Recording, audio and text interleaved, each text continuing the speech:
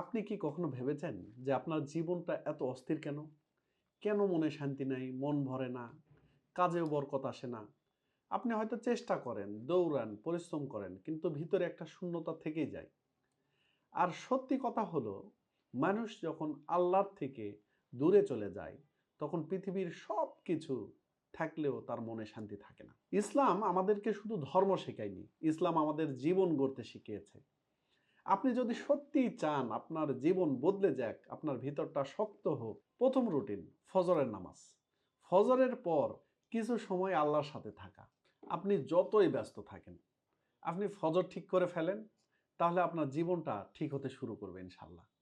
কারণ ফজর হলো দিনের দরজা, দিনের শুরু, দিনের বরকত।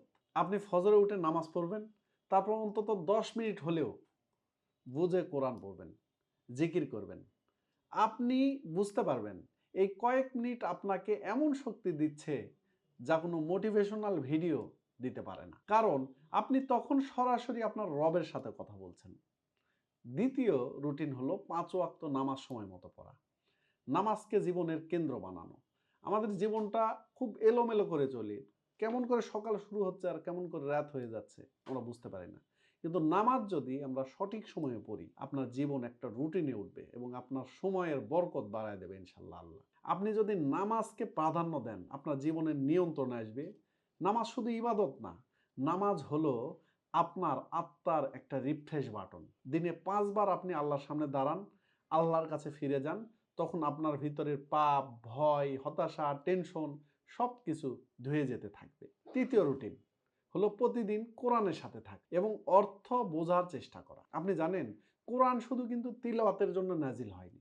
কোরআন নাজিল হয়েছে আপনার আমার জীবনটাকে সঠিক পথে চালানোর জন্য। আপনি যদি প্রতিদিন অন্তত 5 মিনিট হলেও কোরআনের অর্থ বুঝে পড়েন, দেখবেন প্রতিটা আয়াত মনে হবে আপনার সাথে কথা বলছে।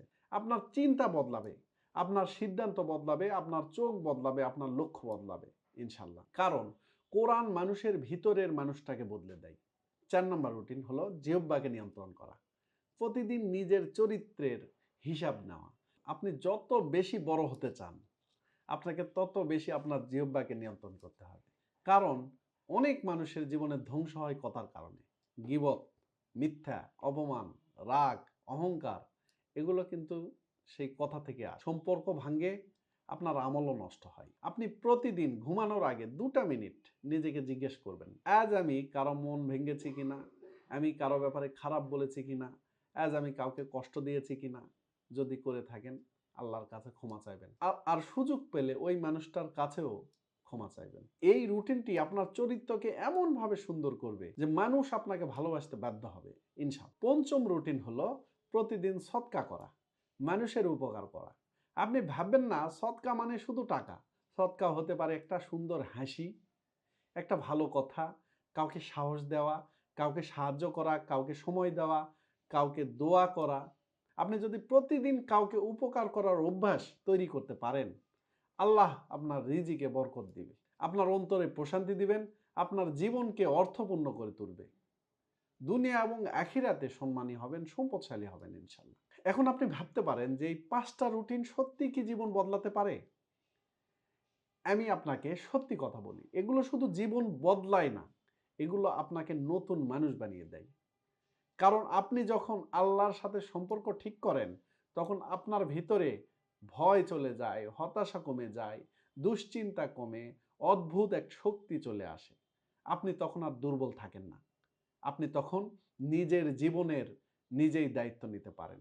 আপনি আজ থেকেই একটা সিদ্ধান্ত নিন, আমি ফজর ঠিক করব, আমি নামাজ সময় মতো পড়ব, আমি কোরআনের সাথে থাকব, আমি আমার জিহ্বাকে নিয়ন্ত্রণ করব, আর আমি প্রতিদিন সৎকা করব।